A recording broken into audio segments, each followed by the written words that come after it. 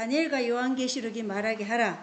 제31강 시작하겠습니다. 제가 아까 시간이 부족할 것 같아서 다니엘서 12장 30절부터 39절을 사실은 건너뛰었는데 이 시간에 잠깐 설명하고 거기에다 붙이고 그렇게 가야 될 것 같아서 다니엘서 11장 30절부터 39절까지 하고 가겠습니다. 왜냐하면 헬레나에서 분명히 이것이 교황권의 1260년 동안의 일이 반복될 것이라고 얘기했기 때문에 다니엘서 11장 30절에 보면 이는 기띔의 배들이 와서 그를 칠 것이기 때문이라. 그러므로 그가 근심하며 돌아가서 경로하여 거룩한 언약을 대적하리라. 그가 이와 같이 행하며 심지어 돌아가서 그 거룩한 언약을 저버리는 자들에 대한 정보를 얻을 것이요. 그래서 기띔의 배는 키프로스 구브로 섬이에요. 그죠? 기띔을 로마로 확장 설명하기도 합니다. 근데 거기에 배들이 왔다는 것은 경제를 얘기하는 거잖아요. 배는. 그래서 이들이 경제권을 가지고 그들을 칠 것인데 그러므로 그가 근심하며 돌아가서 경로하여 거룩한 언약을 대적하는 것입니다. 거룩한 언약은 하나님의 언약을 얘기하는 것이죠. 그가 이와 같이 행하며 심지어 돌아가서 그 거룩한 언약을 저버리는 자들에 대한 정보를 얻는다. 그래서 31절부터 39절까지가 교황권에 대한 설명인데 이 교황권이 그 거룩한 언약을 저버리는 자들에 대한 정보를 얻을 것이다. 그리고 거룩한 언약을 저버린다는 것은 누구를 얘기하는 거예요? 타락한 교회를 얘기하는 것이죠. 그리고 31절에 보면 군사들은 그의 편에 서서 견고한 성소를 더럽히면서 날마다 드리는 희생물을 제거하고 황폐하게 하는 가증한 것을 두리라. 우리가 이 날마다 드리는 희생물을 제거하는 게 이게 다니엘서 8장 14절 이전에 11절 12절 그때 보면 날마다 드리는 희생물을 제거하는데 그게 누구라는 거예요? 북방왕이라는 것이죠. 교황권. 그래서 이 날마다 드리는 희생물은 하늘의 성소를 바라보지 않고 이 땅의 제사장 제도, 그러니까 신부 제도, 고해 성사, 미사, 하체설 이런 것들을 통해서 하늘 성전을 바라보지 못하게 하는 것이에요. 그래서 황폐하게 하는 가증한 것을 두리라는 것은 하나님을 대적하는 그러한 거짓된 교리들 이런 것들을 많이 두는 것이죠. 마리아 숭배라든가 이런 것들. 그리고 32절에 보면 또 그가 그 언약을 대적하려고 사악하게 행하는 자들을 아첨하는 말로 부패시킬 터이나 자기 하나님을 아는 백성은 강하여 공적을 세우리라. 언약을 대적하려고 사악하게 행하는 자들을 아첨하는 말로 부패시킬 것이나. 그래서 이 아첨한다는 것은 이 하나님의 백성을 핍박하는 무리들이 교황권에게 붙어서 하나님의 백성을 어떻게 하는 거예요? 고소하고 고발하고 핍박하는 거예요. 그렇게 해서 자기 하나님을 아는 백성은 강하여 공적을 세운다. 그러니까 하나님을 아는 백성은 안다는 것은 뭐라고요? 계속적인 순종의 길로 나아가는 자들을 하나님을 아는 것이라고 예언의 시대에서 668쪽에 기록되어 있어요. 그래서 이들은 강하여 공적을 세운다. 그러니까 이들은 넘어지지 않는다는 거예요. 그러니까 walden스인들이나 그리고 위거너들이나 또 알비젠스인들은 얼마나 많은 핍박을 받았어요. 십자군 전쟁에 의해서. 십자군 전쟁은요, 역사 책에는 뭐라고 적혀있어요? 가톨릭이 이슬람을 추방하기 위해서 그랬다고 그러잖아요. 실제로는 십자군 전쟁은 하나님의 백성을 몰아내기 위한 것이에요. 죽이고 핍박하는 거예요. 그걸 9차까지 했어요. 그러면서 교황권이 서서히 이제 몰락하기 시작한 것이죠. 실패로 인해서 그 권력이 이제 약화되었어요. 그래서 이 박해하는 그 세력들이 이제 힘을 잃은 것이죠. 그래서 1798년 이러기 전 25년 전에 이미 교황권은 정치적인 힘을 잃어가고 있었던 것이에요. 그래서 박해가 그 전에 거의 끝났다고 얘기하는 거예요. 그래서 하나님의 백성들은 공적을 세운다. 많은 하나님의 백성들이 무참히 죽음을 당하고 여기에는 뭐 후스, 우리가 아는 후스, 제롬, 뭐 또 위클리프 그리고 루터 종교개혁한 그런 사람들도 있잖아요. 그죠? 이러한 사람들이 하나님을 아는 백성들은 공적을 세웠다. 결코 흔들림 없이 순교의 장으로 나아갔다는 것입니다. 그리고 33절에 백성 가운데서 깨닫는 자들이 많은 사람에게 교훈을 줄 터이나 그럼에도 그들이 여러 날 동안 칼과 불꽃과 포로로 사로잡힌가 노략으로 말미암아 쓰러지리라. 여기서 중요한 게 여러 날 동안이에요. 여러 날. 그래서 이 여러 날이 이사야서에 나온다 그랬죠. 사탄이 감옥에 결박돼서 여러 날 후에 이제 감옥에서 풀려난다는 말씀이 있는데 그 여러 날이 계시록 20장에 가면 몇 년이에요? 1000년. 그러니까 1000년기 후에 사탄이 풀려난다. 그래서 여기 33절에 여러 날 동안은 1260년을 얘기한다는 것이에요. 그리고 칼과 불꽃과 포로로 사로잡힌가 노략으로 말미암아 쓰러지리라. 그래서 많은 하나님의 백성들은 이 복음을 전하면서 무참하게 죽어나갔다는 것입니다. 34절에 보면 이제 그들이 쓰러질 때 적은 도움으로 도움을 받을 테나 많은 사람이 아첨하는 말로 그들에게 붙으리라.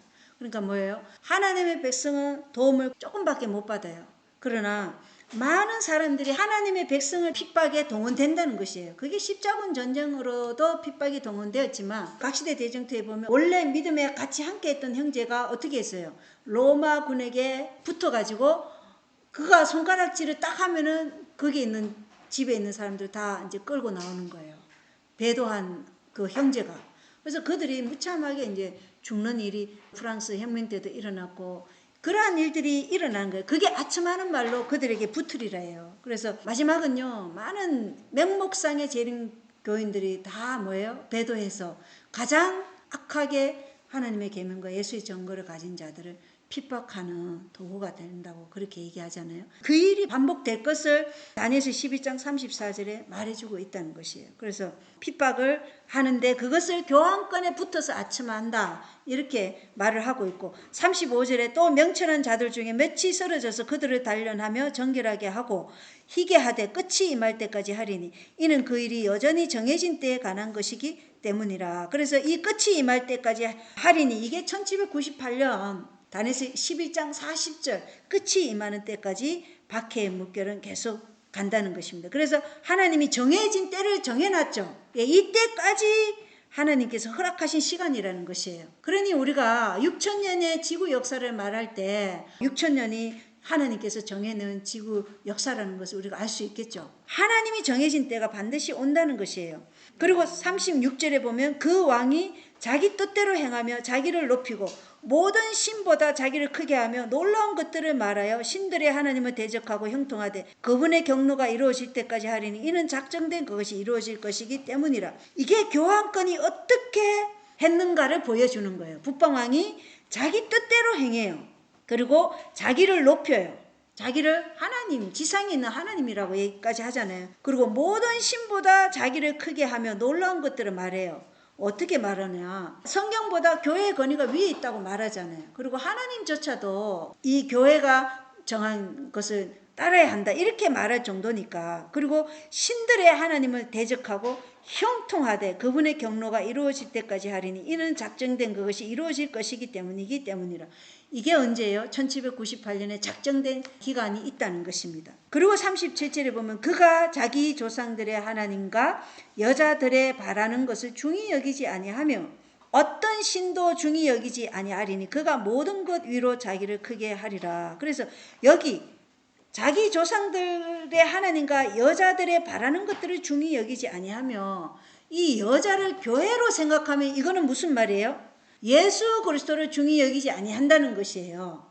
왜냐하면 날마다 드리는 희생물을 제거했기 때문에. 예수 그리스도는 지금 어디에 계세요? 하늘 성소에 계시는데, 그래서 이 여자들의 바라는 것을 중히 여기지 아니한다. 그래서 교회가 예수 그리스도만 바라봐야 되는데 교회가 예수 그리스도를 바라보지 못하고 누구를 바라보게 해요? 가톨릭 교회가 구원을 주는 매개체이고 가톨릭 시스템이 구원을 주는 그러한 구원의 중심이라고 잘못 얘기하는 것이죠. 그래서 대속을 부인하는 거예요. 근데 어떤 분들은 이 여자들의 바라는 것을 중히 여기지 아니하면 이것을 또 뭐라고 얘기하냐면 가톨릭 신부들이 결혼을 안 하잖아요. 그렇게 해서 이제 결혼 관계에 있어서 하나님은 독처하는 것이 좋지 않다 그러는데 가톨릭은 독신을 하잖아요. 그런 것들을 통해서 여자들의 바라는 것을 중히 여기지 아니한다 이렇게도 얘기하더라고요. 근데 저는 이게 예수 그리스도, 여자는 교회를 상징하기 때문에 예수 그리스도를 바라는, 교회가 중요하게 생각하는 그 예수 그리스도를 중요하게 여기지 않고 자기들이 믿는 그 신을 모든 것 위로 크게 하는 거예요. 교환권이 모든 것 위로 자기를 높이고 있는 것이죠. 그리고 38절에 보면 오직 그는 자기 영토에서 힘의 신을 공경할 것이요. 우리가 아까 미국의 영상에서 본 그 사람 베네수엘라를 우리가 힘과 무력과 철의 힘으로 지금 통치할 것이다. 이게 뭐예요? 힘의 신이에요. 그러니까 그들의 정신이 지금 누구의 정신이에요? 로마의 정신이에요. 용의 정신이라는 것이에요. 그래서 여기 보면 자기 영토에서 힘의 신을 공경할 것이고 금과 은과 보석과 기뻐하는 것들로 자기 조상들이 알지 못하던 신을 공경하리라. 마리아를 숭배하는 거예요. 그래서 제7일 안식이 예수 재림교회가 믿는 삼위일체와 가톨릭이 믿는 삼위일체가 동일하다고 말하는데 그거는 정말 가톨릭이 무엇을 믿는지 전혀 모르는 사람들이 하는 말이에요. 그들은 기독교의 삼위일체랑은 완전히 달라요. 그들의 삼위일체는 이시스, 호루스, 셋이에요. 성부, 성자, 성령이라고 외부용으로는 그렇게 표현되어 있지만 그들은 내부용 교리와 외부용 교리를 따로 가지고 있어요. 그래서 그 핵심청에서는 내부용 교리를 가지고 있는데 그 삼위는 이시스, 호루스, 셋이에요. 그게 제수잇이 가지고 있는 삼위 하나님이에요. 이시스, 호루스, 셋, IHS라고 그들의 건물에 보면 IHS 이렇게 적혀 있는 거예요. 그게 삼위예요. 그런데 오늘날 우리 성령을 부인하는 분들이 삼위일체가 가톨릭에서 온 거라고 얘기해요. 그거는 정말 가톨릭이 무엇을 믿는지 모르는 사람들이 하는 거예요. 내부용 교리와 외부용 교리가 달라요.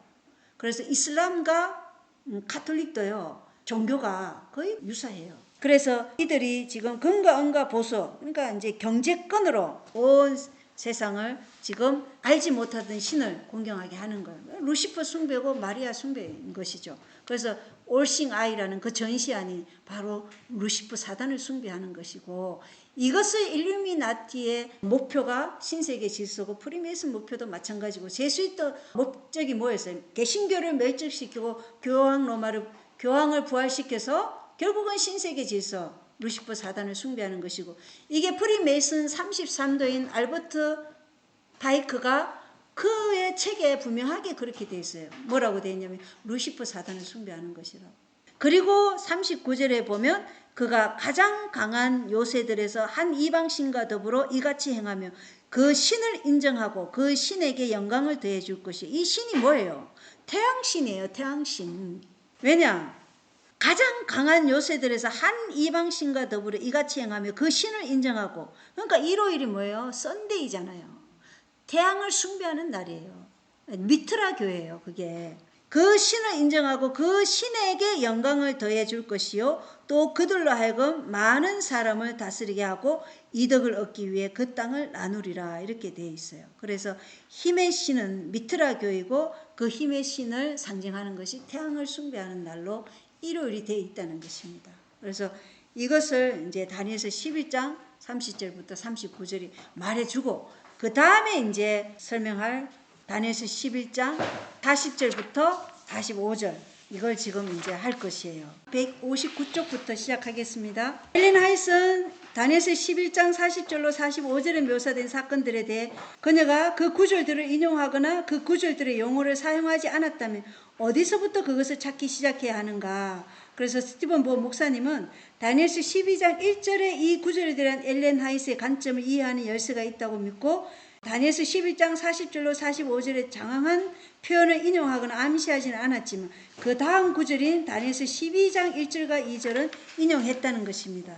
그래서 각 시대 대쟁투에서 그녀가 다니엘서 12장 1절로 2절을 인용한 부분은 다니엘서 11장 말미에 나오는 바로 앞구절들에 대한 그녀의 이해를 보여주는데, 엘렌 화이트이 각시대 대쟁투에서 다니엘서 11장 40절로 45절의 용어를 인용하거나 암시하지 않았기 때문에 우리는 40절에 대한 언급을 어디에서 찾아야 할지 알 수 없는데, 그러므로 우리가 해야 할 일은 다니엘서 12장 1절과 2절에서부터 거꾸로 논리적으로 해석하는 방법을 이제 살펴보는 것이죠. 다니엘서 12장 1절로 2절 읽어보겠습니다. 그때 내 백성의 자손들을 위하여 일어서는 큰 통치자 미가엘이 일어날 것이요, 또 고난의 때가 있으리니 그것은 민족이 있은 이래로 그때까지 결코 없었던 고난일 것이며, 그때 내 백성이 구출을 받되 책에서 발견된 바 기록된 모든 자가 구출을 받으리라.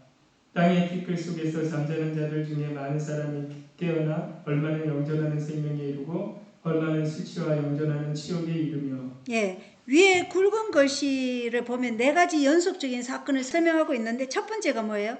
미가엘이 일어난다는 것이고, 두 번째는 고난의 때, 환난의 때, 이게 야곱의 환난이죠. 그리고 세 번째가 책에 기록된 자들은 구원을 받는 거예요. 생명책에 이름이 기록된 자들.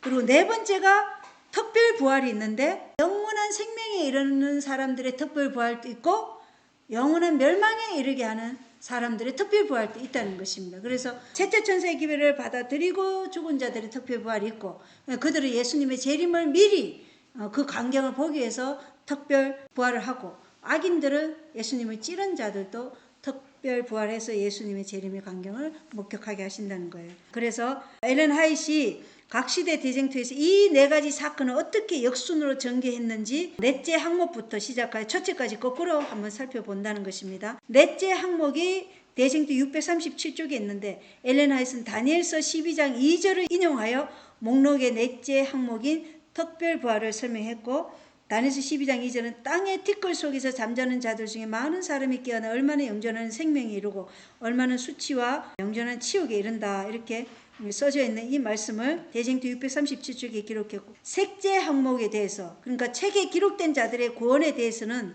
대쟁투 635쪽에 엘렌 화이트 목록의 셋째 항목인 하나님의 백성들의 구원을 대쟁투 635쪽에 설명했다는 것입니다. 그래서 이 장의 제목이 하나님의 백성의 구원이며 장의 시작 부분에서 그녀는 다음과 같이 말하고 있어요.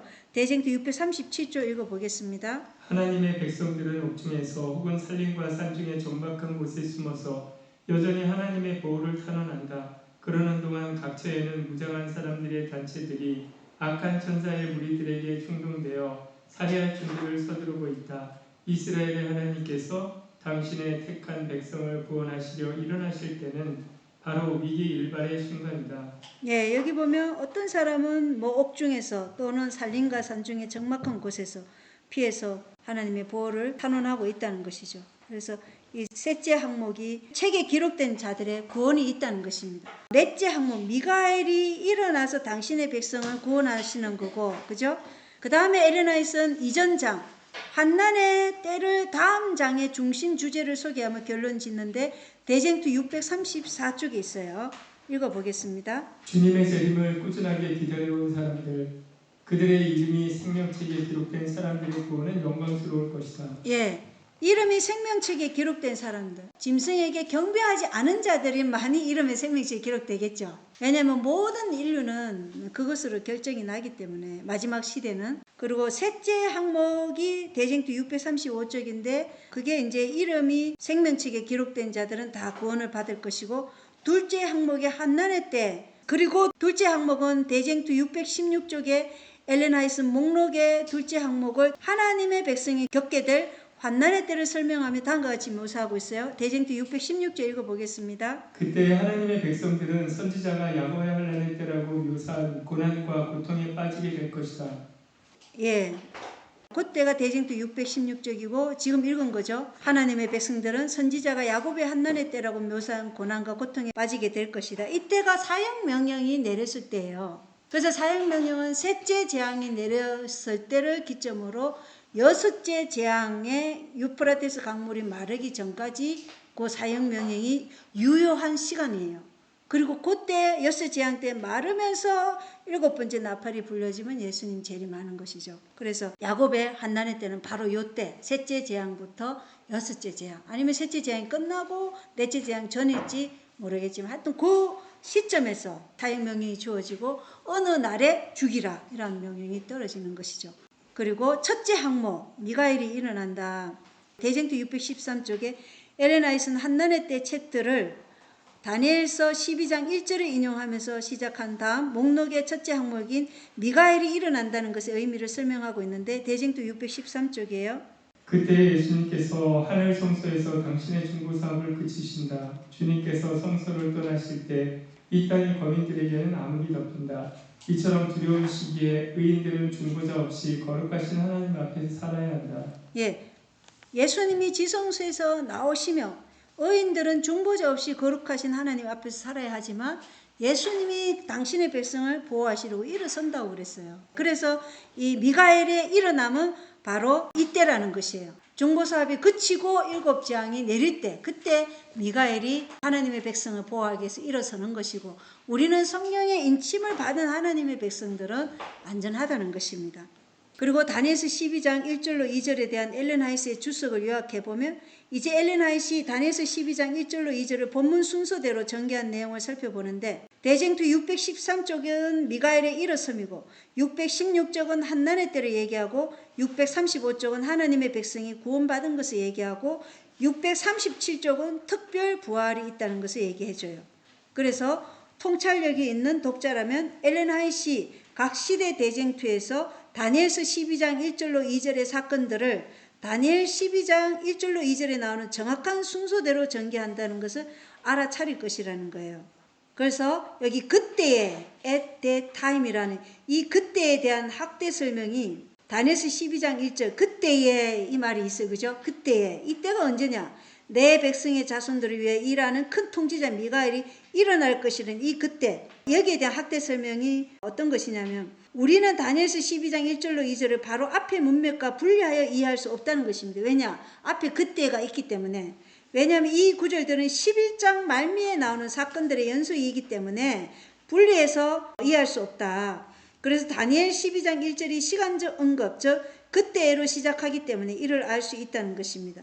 이 시간적 표현은 다니엘서 12장 1절로 2절을 40절로 45절, 특히 44절과 45절에 기록된 사건과 연결시켜 준다는 것입니다. 그래서 다니엘서 11장 40절부터 45절은 다니엘서 12장 1절 이전에 일어날 사건들인데 다니엘서 11장 40절로 45절은 바다 짐승과 작은 뿔과 유사한 내용이라는 것입니다. 그래서 계시록 13장의 치명적인 상처가 입었던 교환권이 이제 그것이 치명적인 상처가 나은 교환권이 검의 힘, 칼의 힘을 되찾고 세속적 통치 건세로 첫 번째와 유사한 두 번째 박해 시대를 시작할 것임을 다니엘서 11장 44절로 45절이 보여주고 있어요. 그리고 모든 예언이 교환권을 마지막 위험한 세력으로 지목하고 있고 이 세력은 절대로 이슬람이나 터키나 러시아가 될 수 없다는 것입니다. 그래서 1260년 동안 교환권의 압제와 박해의 그 일이 다시 한번 이제 일어날 것을 우리에게 말해주고 있어요. 그래서 이 시점에서 중요한 질문은 다니엘서 12장 1절로 2절 직전에 일어날 사건들에 대한 엘렌 화이트의 언급을 어디에서 찾을 수 있는가?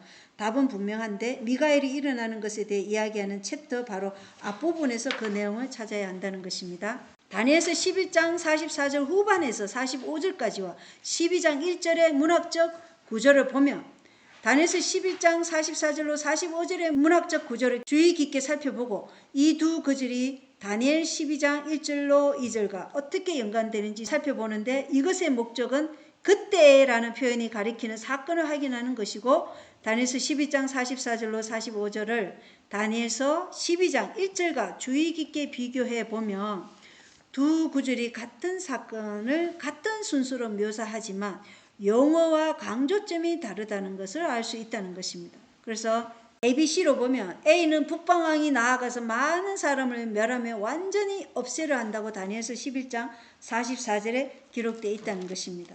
그리고 B는 북방왕이 남은 자들에게 최후의 치명타를 가하기 위해 자기 궁궐의 장막들을 바다들 사이 그리고 영화롭고 거룩한 산 사이에 세운다는 것입니다. 이게 다니엘서 12장 45절에 있고 그리고 C는 북방왕은 그를 도울 자 없이 끝을 맞이한다는 것입니다. 이게 다니엘서 12장 45절인데 한번 읽어보겠습니다. 44절 45절 그러나 동쪽과 북쪽에서 나오는 소식이 그를 근심하게 하므로 그가 크게 격노하여 나아가서 많은 사람을 멸하며 완전히 없앨 것이요 또 그가 자기 궁궐의 장막들을 바다들 사이의 영화롭고 거룩한 산에 세울 터이나 그의 끝이 이르겠고 아무도 그를 도와주지 아니하리라. 예, 11장 44절에 보면 동쪽과 북쪽에서 나오는 소식은 늦은 비 소리고 큰 소리 외침이라는 거예요. 그 소리가 나오면 이게 러시아니 북한이니 중국이니 뭐 이렇게 얘기하는데 그건 아니라는 거예요. 그러니까 동쪽과 북쪽, 북쪽은 하나님 보좌가 있는 자리고 동쪽은 예수님 오시는 길이에요. 그래서 이것은 늦은 비 소리고 큰 소리 외침이다. 그때 이러한 소식이 그를 근심하게 한다는 것입니다. 그가 크게 격노하여 나아가서 많은 사람을 멸하여 완전히 없애려고 하는 것이죠. 그래서 최후의 남은 무리들을 완전히 없애려고 하는데 여기 45절에 보면 그가 자기 궁궐의 장막들을 바다들 사이에 영화롭고 거룩한 산에 세울 터이나 그러지만 이게 바다는 뭐예요? 물이 많은 백성이죠.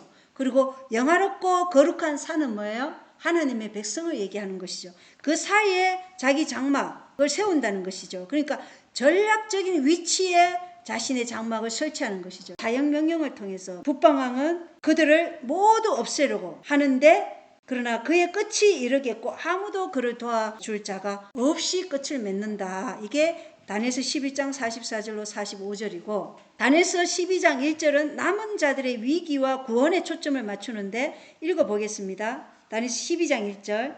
그때 내 백성의 자손들을 위하여 일어서는 큰 통치자 미가엘이 일어날 것이요 또 고난의 때가 있으리니 그것은 민족이 있은 이래로 그때까지 결코 없었던 고난일 것이며 그때 내 백성의 구출을 받되 책에서 발견된 바 기록된 모든 자가 구출을 받으리라. 예, 남은 자들의 위기와 구원에 초점을 맞추는 게 다니엘서 12장 1절이고, 다니엘서 11장 44절 45절은 북방왕의 행동과 운명에 초점을 맞춘다는 것이에요. 그래서 다니엘서 12장 1절에는 미가엘이 그의 백성을 보호하기 위해 일었어요. 이게 다니엘서 11장 44절과 병행한다는 것이에요.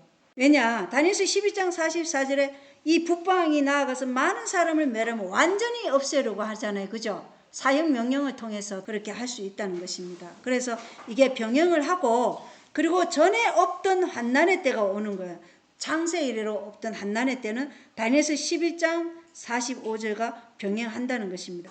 전략적인 위치에 장막을 설치해서 모든 사람들을 그냥 썰어버리기 위해서 그들을 사형 명령을 통해서 멸하고자 하는 것이죠. 그리고 하나님께서 당신의 백성을 북방왕으로부터 구원하신다는 다니엘서 11장 45절과 여기 통치자가 일어나서 생명책에 이름이 기록된 자가 다 구출을 받으려는 말씀이 또 병행한다. 그래서 다니엘서 12장 44절과 12장 1절은 정확히 병행을 이루지만 강조점이 다르다는 것입니다. 다니엘서 12장 44절은 북방왕의 활동과 45절은 하나님의 백성을 압제하는 북방왕의 운명을 강조한 반면에 다니엘서 12장 1절은 북방왕의 손에 당한 하나님의 백성의 위기와 하나님에 의한 구원에 초점을 맞춘다는 것입니다. 그 결과 다음과 같은데, 다니엘서 11장 44절 후반과 12장 1절의 전반은 북방왕이 크게 격노하여 나아가서 많은 사람을 멸하며 완전히 없애려고 할 때 미가엘이 일어나 그들을 보호하고 방어할 것이다. 그래서 7 재앙이 내릴 때 미가엘이 그들을 보호하고 방어할 것이다. 그리고 다니엘서 11장 45절 전반과 12장 1절 중반에 보면 북방왕이 하나님의 남은 자들에게 최후의 치명타를 가하기 위해 전략적인 위치에 그의 궁전의 천막을 세울 때 그들은 전에 없던 끔찍한 환난의 때를 겪을 것인데, 그게 야곱의 환난이라는 것을 이 다니엘서 11장 45절과 12장 1절 궁전에 장막을 세운다는 게 야곱의 환난, 사형 명령이라는 것입니다. 그죠? 그리고 다니엘서 11장 45절 후반과 12장 1절 후반에 보면 그러나 하나님이 책에 기록된 그분의 백성들을 구원하기 위해 개입하실 때 북방왕은 그의 끝이 이르겠고 아무도 그를 도와주지 아니하리라. 이렇게 같이 해석을 해보면 이 그때라는 표현은 다니엘 11장 44절 후반에서부터 45절을 다니엘 12장 1절과 연결시키고, 하나님께서는 그분의 신실한 남은 자들을 보호하기 위해 북방왕의 행동에 대응하여 답하신 것이 다니엘서 12장 1절이라고 할 수 있죠. 예. 자, 그래서 다니엘서 11장 44절 전반은 어떠한가? 본문은 그러나 동쪽과 북쪽에서 나오는 소식이 그를 근심하게 하므로 그가 크게 격노하여 나아가서 많은 사람을 멸하며 완전히 없앨 것이라고 말하는데, 이 동쪽과 북쪽에서 나오는 소식은 북방왕이 나가서 많은 사람을 멸하고 없애려고 하는 이유를 설명하는 거예요. 왜 북방왕이 많은 사람들을 없애려고 하는 이유가 뭐냐? 동쪽과 북쪽에서 나오는 소식이 무엇이길래 북방왕을 그토록 격려하게 할 것인가? 답을 얻으려면 요한계시록을 읽어야 하는데, 이 요한계시록이 다니엘서에 대한 내용을 자세히 설명하고 있기 때문에 그래요. 그래서 동쪽과 북쪽에서 들려오는 소식이 북방왕을 분노케 하여서 격분시키고, 그리고 하나님의 백성들을 멸망시키려고 나가는데 그 이유가 무엇인가? 여기 읽어보겠습니다. 다니엘서와 요한계시록은 하나이다. 하나는 예언이고 다른 하나는 계시이며 하나는 봉인된 책이고 다른 하나는 열린 책이다. 예, 하나는 예언이고 하나는 계시, 하나는 봉인된 책. 다니엘서가 마지막 때까지 봉인됐죠. 그러나 열린 책은 계시록이라는 것이죠. 그리고 목사 본기획자에 보낸 정은 115조 읽어보겠습니다. 다니엘서는 요한에게 주신 계시 속에서 봉인이 떼어지고 우리를 이 지상 역사의 마지막 장면으로 안내한다. 예, 그래서 1798년 마지막 때 이후로는 뭐가 열린 거예요? 다니엘서에 봉인되었던 2300주의 예언이 이제 열린 것이죠. 그래서 윌리엄 밀러의 재림운동이 일어난 것입니다. 왜냐하면 봉인이 떼어졌기 때문에. 그리고 요한계시록 7장 2절은 살아계신 하나님의 인을 가지고 동쪽에서 올라오는 천사를 묘사하고 있어요. 그래서 이 천사는 하나님을 섬긴다고 공언하는 자들이 저지르는 가증한 일들 때문에 탄식하며 부르짖는 자들의 이마에 하나님의 인을 찍는 천사가 계시록 7장 2절 천사라는 것이에요. 또 내가 보니 살아계신 하나님의 인을 가진 다른 천사가 동쪽으로부터 올라와 땅과 바다를 해할 권능을 받은 내 천사에게 큰 음성으로 외치며 예, 그래서 동쪽에서 북쪽에서 올라오는 그 소문이 뭐라는 거예요? 하나님의 인을 받은 자들의 음성이라는 거예요. 그러니까 늦은 비고 큰 소리 외침이라는 것입니다. 이게 계시록의 7장 2절이 분명하게 말해주고 있기 때문에 그래요. 그리고 에스겔서 9장 1절로 6절도 우리가 참조해보면 그것을 알 수 있죠. 한번 읽어보겠습니다. 그분께서 또 큰 소리로 내 귀에 외치며 이르시되 그 도시의 책무를 맡은 자들로 하여금 각각 파괴하는 무기를 손에 들고 가까이 나오게 하라 하시니라. 보라 6사람이 북쪽을 향한 높은 문의 길로부터 나오는데 각 사람이 사육하는 무기를 손에 가졌으며 그들 가운데 한 사람은 아마포 옷을 입고 옆구리에 기록관의 잉크통을 찼더라.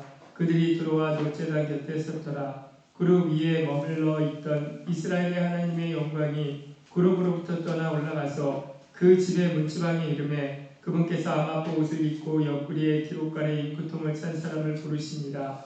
주께서 그에게 이르시되 그 도시의 한가운데 곧 예루살렘의 한가운데를 지나가며 그것의 한가운데서 이루어진 모든 가증한 일로 인하여 탄식하고 부르짖는 사람들의 이마에 뼈를 찍으라 하시니라.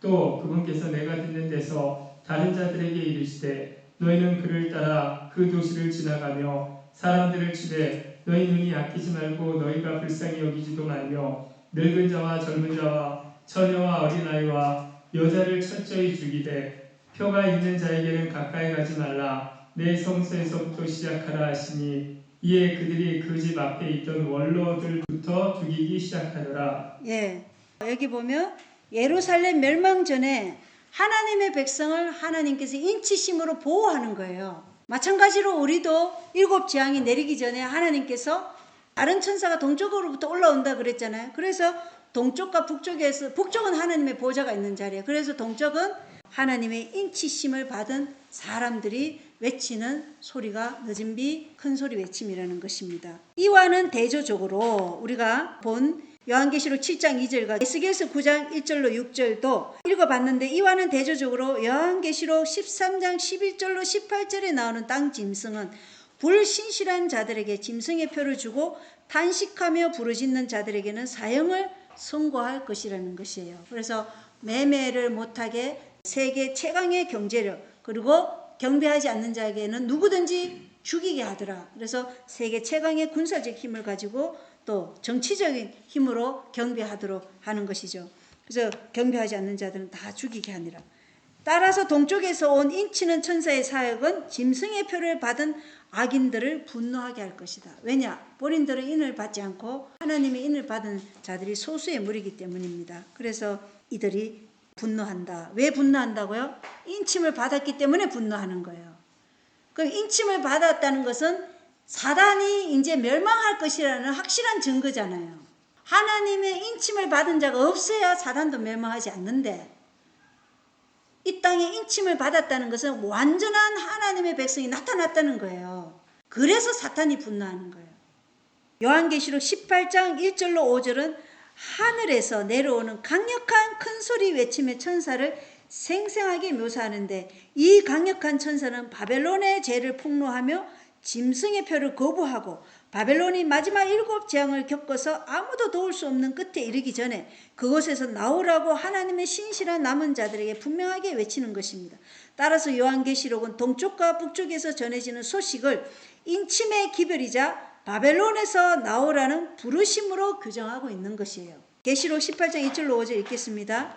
이 일들 위에 내가 보니 큰 권능을 가진 또 다른 천사가 하늘로부터 내려오는데 그의 영광으로 인해 땅이 환해지더라. 그가 우렁찬 음성으로 힘차게 외쳐 이르되 저 큰 바벨론이 무너졌도다 무너졌도다. 그녀가 마귀들의 초소가 되고 모든 더러운 영의 요새가 되며 모든 부정하고 가증한 새들의 집이 되었도다. 모든 민족들이 그녀의 음행으로 인한 진노의 포도죽을 마셨고 또 땅의 왕들이 그녀와 음행하였으며 땅의 상인들도 그녀의 넘치는 사치로 말미암아 치부하였도다 하더라. 또 내가 들으니 하늘로부터 또 다른 음성이 나서 이르되 내 백성아 너희는 그녀에게서 나와 그녀의 죄들에 참여하는 자가 되지 말고 그녀가 받을 재앙들을 받지 말라. 그녀의 죄들이 하늘에까지 닿았고 하나님께서 그녀의 불법들을 기억하셨느니라. 자, 그리고 그들이 왜 동쪽과 북쪽에서 오는 그 소리에 격노하냐면 이 교황권과 타락한 개신교는 인치는 기별에 대해 왜 격노할까? 왜 그러냐면 백성들이 예수 그리스도의 남은 무리와 합류하기 때문에 격노하는 거예요. 그래서 마지막에는 먼저 재림 성도들, 하나님의 계명과 예수의 증거를 가진 자들이 먼저 인침을 받고 늦은 비를 받아요. 그리고 거기서 큰 소리 외침이 시작되지만 그 큰 소리 외침을 통해서 이제 합류할 백성이 있어요. 거기에서 분노하는 거예요. 사단이 자기 백성 빼앗기기 때문에. 그래서 더 이제 죽이려고 하는 것이죠. 그리고 하나님의 보좌가 어떻게 북쪽에 있는가? 그것은 이사야 14장 13절이 말해주고 있어요. 이사야 14장 13절에 보면 내가 북쪽의 옆면들에 있는 해중의 산 위에 앉으리라. 북편에 있는 해중의 산 위에 앉으리라 이렇게 돼 있어요. 북쪽은 하나님의 왕자가 있는 곳이고 위쪽 하늘을 말하는 것이에요. 그래서 동쪽은 예수님이 오시는 길이고 계시록 7장 2절에는 인치는 천사가 동쪽으로부터 올라온다 그랬기 때문에 이 동쪽과 북쪽에서 오는 소문이 바로 이 늦은 비 소문이고 인침의 기별이고 큰소리 외침이라는 것입니다. 그들이 뭘 하느냐? 바벨론의 죄를 폭로하고 짐승의 표를 거부하라고 얘기하잖아요. 그죠? 그러니 짐승이 분노하지 않겠어요? 짐승의 표를 거부하라고 얘기하니까. 그래서 엘렌 하이트는 이러한 성경적 견해에 동의하는데 미가엘이 일어나는 것과 한난의 때에 관해 말하는 것 직전에 나오는 챕터의 제목은 최후의 경고인데 그녀는 대쟁투 603쪽에서 이 장을 시작하면서 요한계시록 18장 1절로 2절 4절로 5절을 인용하는데 이는 다니엘서 11장 44절 전반과 요한계시록 7장 2절과 완벽하게 일치한다는 것입니다. 그러면 우리가 계시록 18장 1절과 2절, 4절과 5절의 사건이 다니엘서 11장 44절 전반과 계시록 7장 2절 사건과 똑같은 시간대에 이루어진다는 것을 알 수 있다는 것이에요. 하늘에서 내려오는 그 영광의 천사가 가지고 오는 그 기별도 큰소리 외침의 기별이잖아요. 그 기별과 다니엘서 11장 44절 전반의 기별이 다 완벽하게 일치한다는 거예요.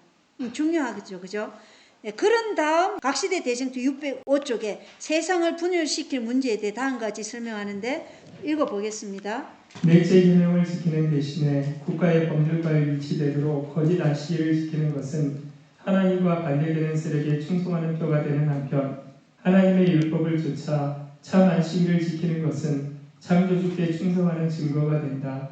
그리하여 한 계층의 사람들은 세상의 세력에 복종하는 일을 받음으로써 짐승의 표를 받는 반면에 다른 한 계층의 사람들은 하나님의 권위에 충성하는 표를 받는 길을 택함으로써 하나님의 인을 받게 된다. 네, 세상은 이제 두 부류로 완전히 나뉘죠.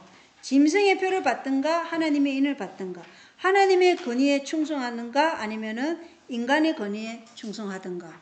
그래서 그리스도를 닮은 사람과 사단을 닮은 사람 이렇게 완전히 구분이 되는데 하나님의 인을 받고 하나님의 형상을 닮은 사람들은 하나님께서 계명으로 지정하신 일곱째 날 토요일 안식일을 지킬 것이고 근데 사단의 권위에 충성하는 자들은 일요일에 경배할 것으로 나타낸다는 것입니다. 그래서 같은 챕터에서 엘렌 하이트는 이 기별이 종교계에 불러일으킬 분노를 다음과 같이 묘사하고 있어요. 대쟁투 607쪽을 읽겠습니다. 그 기별에 따르는 능력을 보고 그 기별을 반대하는 자들은 발광할 것이다. 예, 발광할 것이다. 그래서 능력이 있다는 거예요. 큰 소리 외치면. 동쪽과 북쪽에서 전해지는 이 소식이 인치는 메시지이자 큰 소리 외침의 메시지이기 때문에 북방은 분노에 휩싸이는데 왜냐? 그들 안에 있던 사람들이 나오기 때문에 그래요. 자, 그리고 엘렌 화이트는 한란의 때로 이어지는 사건들은 각시대 대쟁투 614쪽에서 615쪽에 이렇게 기록하고 있어요.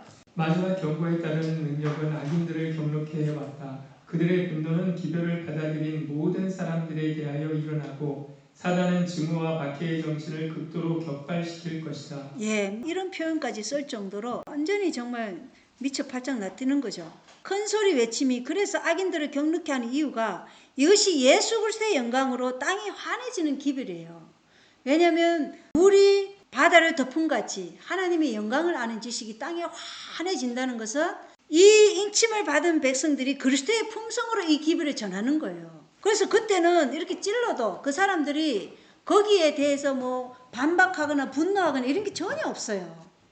지금은 우리를 조금만 찔러도 아직까지 이렇게 좀 올라오려고 하는 그런 것도 있겠지만 그때는 그런 게 전혀 없이 이 기별을 전하는 정인들로 인해서 그리스도의 영광이 땅에 충만한 그런 외침이 큰소리 외침이라는 거예요. 그래서 인침받은 주님의 백성들은 자신의 생명을 사랑하지 않고 죽기까지 오직 주님께서 피로 사신 영혼들을 주님의 마음으로 바벨론의 죄에 참여하지 말라고 마지막 호소를 외치기 때문에 땅이 그리스도의 영광으로 환해지는 거예요. 그러니 그들이 어떠한 정신으로 외칠까요? 내 한 목숨 죽어도 괜찮은데 당신을 구원하고자 하는, 나는 어차피 하나님께 가난된 사람이다. 그러나 나는 당신을 위해서 이 기별을 전한다. 이 마음으로 외친다는 거예요. 그런데 이렇게 외치려면 우리가 뭐가 있어야 돼요? 말씀이 내 속에 있어야 되는 거예요. 성경도 다 빼앗기는 시절에 살아야 되는데, 그래서 간단히 말해서 북쪽에서 온 소식은 요한계시록 18장 1절에서 5절에서 하늘 북쪽에서 내려오는 천사의 늦은 비와 큰 소리로 표현되고, 계시록 18장 1절로 5절은 하늘에서 오기 때문에 그게 북쪽에서 온 소리라는 거예요. 하나님의 영광으로 오는 그 또 다른 천사가, 그리고 인치는 사업은 동쪽에서부터 올라온다 그랬잖아요. 그죠? 인침과 큰소리 외침이 함께 일어나기 때문에 북방이 분노하는 거예요. 그리고 여기 보면 계시록 18장 1절로 5절에서 하늘 북쪽에서 내려온 천사의 늦은 비와 큰 소리로 표현되고, 동쪽에서 온 소식은 요한계시록 7장 1절로서 3절에 나오는 하나님의 인에 관한 기별이다. 따라서 다니엘서 11장 44절 전반은 북쪽과 동쪽에서 온 기별을 묘사하는데, 이 기별은 북방왕을 경록케 하여 하나님의 남은 자들을 멸하게 만드는 기별이라는 것입니다. 그래서 이는 다니엘서 12장 44절 후반에 묘사된 바와 같다. 이제 우리가 이 늦은 비 인침이 어떻게, 왜 계시록 18장에 또 다른 천사가 하늘의 영광으로부터 내려오는지, 그건 북쪽에서 오는 거예요. 하나님의 보좌로부터. 그래서 그게 늦은 비와 큰 소리로 표현되고, 계시록 7장 1절로 3절은 동쪽에서 하나님의 백성을 인치는 기별이라는 것입니다. 그래서 동북에서 오는 그 기별을 듣고 북방왕이 분노한다. 이제 정리되죠? 이 스티븐 보호 목사님 확실하게 또 정리를 잘해줘요. 다니엘서 11장 40절로 45절의 시작점이 이 글에서 우리는 주로 다니엘서 12장 44절부터 다니엘 12장 2절까지의 사건들에 초점을 맞추었는데, 그러나 각 시대 대쟁투 603쪽 이전을 계속 거슬러 올라가다 보면 엘렌 화이트 다니엘서 11장 40절로 45절의 각 구절을 역순으로 설명하고, 다니엘서 11장 40절 전반의 치명적인 상처를 묘사하는 성경과 프랑스 혁명에서 그 설명을 마친 것을 알 수 있는데, 그게 대쟁투 265쪽에서 288쪽에 기록되어 있다는 것이에요. 그래서 놀랍게도 화이시 다니엘서 12장 40절로 45절의 용어를 사용하지는 않았지만 사건의 순서를 보면 엘렌 화이트이 이 구조들을 논하고 있음을 분명히 알 수 있다는 것입니다. 다니엘서 11장 40절 전반은 마지막 때의 남방왕이 북방왕을 밀 것이라고 하는, 이 민다는 것을 공격한다는 것이죠. 그리고 엘렌 화이트는 마지막 때의 시작을 1798년 프랑스가 교황권에게 치명적인 상처를 입혔을 때로 분명히 밝혔다는 것입니다. 다니엘서 12장 40절 읽어보겠습니다. 끝이 임하는 때에 남쪽왕이 그를 향해 밀고 나온 터이나 북쪽왕이 병거와 기병과 많은 배를 거느리고 회오리 바람같이 와서 그를 치고 여러 나라에 들어가서 흘러넘치며 지나가리라. 예, 끝이 임하는 때, 거기에 대해서 각시대 대쟁투 356조 읽어보겠습니다. 그런데 1798년 이후로 다니엘서가 개봉되고 예언의 지식은 증가되었으며 많은 사람이 심판이 가까웠다는 엄숙한 기별을 전하기 시작하였다.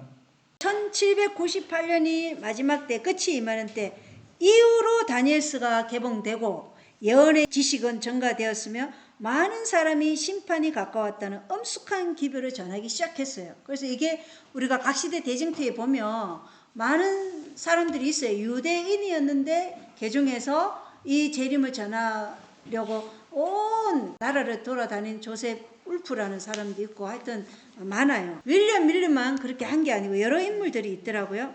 그래서 여기 다니엘서 11장 40절에 밀다라는 단어는 히브리 단어의 느낌을 제대로 포착하지 못하는데 이 단어가 묘사하는 역사적 사건은 친절하게 지그시 밀어내거나 살짝 미치는 것이 아니고 이 단어는 다른 곳에서 뿔로 들이받는 짐승을 표현하는데 묘사하는데 사용되는 단어라는 거예요. 이 밀다가 들이받는 거예요. 뿔로 들이받는다. 이게 출애굽기 21장 28절과 31절 그리고 다니엘서 8장 4절을 참조하라는 것입니다. 한번 참조해 보겠습니다.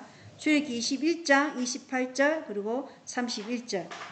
소가 남자나 여자를 받아서 그들이 죽으면 그 소는 반드시 돌로 쳐서 죽일 것이요 그것의 고기는 먹지 말 것이며 그 소의 주인은 형벌을 면하리니와 그 소가 아들을 받았든지 딸을 받았든지 이 판단의 법도에 따라 그 일을 그에게 행할 것이며. 예, 뿔로 들이받는 짐승을 묘사하는 게 민다는 것이고 다니엘서 8장 4절 읽어보겠습니다. 내가 보니 그 순양이 서쪽과 북쪽과 남쪽을 향하여 밀어붙임으로 어떤 짐승도 그 앞에 서지 못하였고 그의 손에서 능히 건져낼 자가 없었으므로 그가 자기 뜻대로 행하며 크게 되었더라.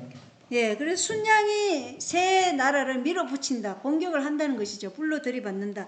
이게 그래서 그냥 뭐 살짝 밀어내거나 밀치는 것이 아니라 뿔로 들이받는 짐승을 묘사한다는 것입니다. 그래서 1798년에 남방왕으로 묘사된 세력이 북방왕을 들이받거나 공격했다는 것이고 이것은 다니엘 11장 40절부터 12장 2절까지의 시작점은 1798년이고 종점은 특별한 부활임을 증명하고 있습니다.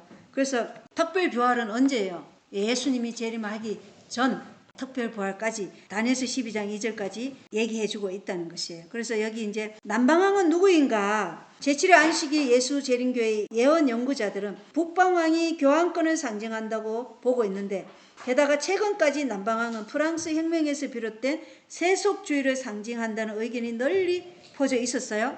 그러나 시대가 변하면서 일부 재림교 설교자들은 현대 사건들을 바라보면서 남방왕을 호전적인 이슬람의 상징으로 재해석하고 있어요. 이래버리면 완전히 해석이 달라지죠.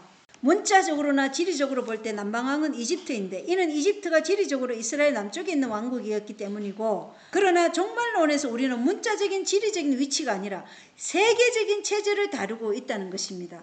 그래서 루이스 웨어는 다음과 같은 원리를 표현했습니다. 읽어보겠습니다. 기독교 시대로 넘어갈 때 문자적 바벨론에서 영적 바벨론으로 문자적 예루살렘에서 영적인 예루살렘으로 그리고 이스라엘과 바벨론의 문자적 땅에서 영적인 원형으로 자동적인 전환이 일어난다. 예, 문자적 바벨론에서 영적인 바벨론이에요. 그죠? 그리고 문자적 예루살렘에서 영적인 예루살렘이에요. 베드로도 그때 로마를 뭐라고 그랬어요? 베드로서에 바벨론이라 그랬어요. 로마를. 그리고 이스라엘을 영적 이스라엘, 모든 이스라엘 백성들 이렇게 영적 이스라엘을 표현하는 것인데 이걸 지금 많은 사람들은 아직도 그대로 문자적인 이스라엘로 지금 생각하고 있다는 것입니다. 그래서 1798년에 남방왕은 상징적으로 누구였는가? 요한계시록 11장 8절은 프랑스를 영적 이집트로 분명히 밝히고 있어요. 프랑스를 영적 이집트. 그러니까 무신론주의, 세속주의라고 이제 프랑스를 밝히고 있는 것이죠. 따라서 바벨론 북방왕은 세계적인 배도한 종교체제를 상징하는 반면 이집트는 프랑스를 시작으로 교황 로마의 멍에를 벗어던진 세상의 정치적 세력을 상징한다는 것입니다. 그래서 요한계시록 17장은 마지막 때 세상의 정치적 세력들이 1260년 동안 교황권과 그랬던 것처럼 아주 짧은 기간 동안 다시 한번 음녀와 부정한 결혼을 할 것이라고 설명하고 있고 결국 땅의 왕들 프랑스처럼 그 땅의 왕들은 바벨론 음녀를 미워하여 바벨론 음녀를 멸망시킬 것이라는 것을 계시록 17장 15절로 16절은 얘기하고 있어요. 그래서 성경 시대의 바벨론은 문자 그대로 북방왕이었고, 왜냐하면 문자 그대로 북쪽에서 북방에서 온 실제 이스라엘을 대적하는 실제 적이었기 때문에 이스라엘 위에서 오면 다 북쪽에서 오는 거예요. 그죠? 그러나 오늘날 북방왕은 가짜 종교의 세계적인 영적 체제를 얘기하는 거예요. 즉 로마 가톨릭 교황권을 북방왕이라 얘기하고, 계시록 17장에서는 이 로마 가톨릭 교황권을 음녀라고 표현하고 있고, 로마 교황권은 문자 그대로 이스라엘의 북쪽에 있는 것이 아니라 실제로는 서쪽에 있죠, 이스라엘에. 그렇지만 북방왕은 가짜 종교의 세계적인 영적 체제를 말하기 때문에 이것은 가톨릭 교황권이다. 우리는 북방왕 종교적인 체제와 남방왕 세속주의 무신론자로 이것을 상징적으로 해석해야 된다는 것입니다. 그래서 미국이 지금 다니엘서 12장 40절에 병거와 기병과 많은 배를 거느리고 지금 남방왕을 지금 무찌른다 그러잖아요. 그게 미국도 뭐예요? 종교적인 체제로 타락한 게 신교잖아요. 그러니까 똑같은 종교적인 체제로 지금 북방왕의 일을 하고 있는 것이에요. 1798년 프랑스의 주요 특징은 무엇이었는가? 프랑스 혁명의 정신은 세속주의 무신론이었지만 사실 다니엘서 11장 40절 전반은 단순히 하나님의 존재를 부정하는 것 이상의 의미를 담고 있다는 것입니다. 그래서 교황 비오 6세의 포로 생활로 정점에 달한 혁명의 천재성은 정부를 세속화하고 교회와의 불륜 관계에서부터 정부를 분리하는 것이었는데, 프랑스 혁명 이후 수십 년 동안 유럽의 여러 나라들은 차례대로 교황권의 지배에서 분리된 세속적 정부를 수립했다는 것입니다. 그래서 프랑스 혁명 이후에는 그 유럽 열 나라들이 교황권을 더 이상 지지하지 않았어요. 그래서 헨리 매닝 추기경이 뭐라 그랬어요? 카톨릭 나라 프랑스, 카톨릭 나라 이탈리아, 카톨릭 나라 독일이 어떻게 이 교황권을 이렇게 지지하지 않느냐, 그렇게 한탄까지 했잖아요. 읽어보겠습니다. 이 카톨릭 교회를 보라. 이 하나님의 교회는 나약하고 힘이 없으며 심지어 카톨릭이라 불리는 바로 그 나라들에게서도 거부당하고 있다. 카톨릭 국가인 프랑스, 카톨릭 국가인 독일, 그리고 카톨릭 국가인 이탈리아조차도 예수 그리스도의 대리자의 세속적 권력이라는 이 터무니없는 허상을 포기하고 있다. 이처럼 교회가 약해 보이고 하나님의 아들의 대리자가 지상에서 그 마스터의 순환을 새롭게 하고 있기 때문에 우리는 상처를 받고 그분에게서 일부를 돌린다. 예, 이게 헨리 매닝 추기경이 쓴 글이에요. 가톨릭을 1798년 이후로는 지지하지 않았다는 것이에요.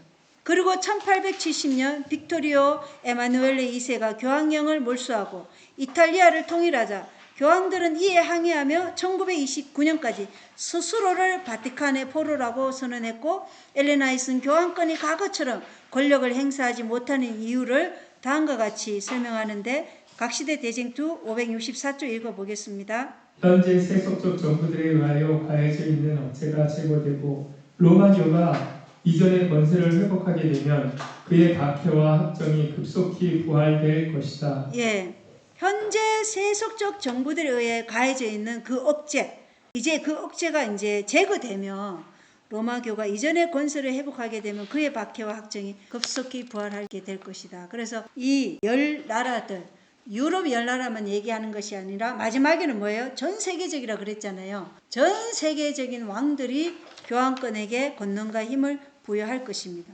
예, 그렇게 되면 이제 다시금 박해와 확정이 급속히 부활될 것이라고 각시대 대쟁투는 우리에게 말씀해 주고 있어요. 여기까지 하고 기도하고 마치겠습니다. 하늘에 계신 우리 아버지, 이 다니엘서와 요한계시록을 연구하면서 시간이 얼마나 임박한지 우리에게 말씀해 주고 있습니다.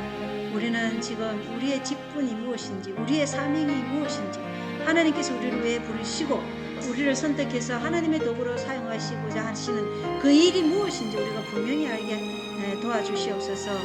우리는 바벨론의 비밀을 폭로하도록 부르셨고, 이 바벨론의 비밀이 폭로될 때 교황권은 폭로한다고 하였습니다. 하나님, 우리가 인침의 그 상황에서 하나님께서 우리를 지나치지 않도록 우리가 오늘 우리의 모든 자아를 주님께 굴복하고 우리의 모든 남아있는 온 열정을 헌신하는 마음으로 살아갈 수 있도록 도와주시옵소서.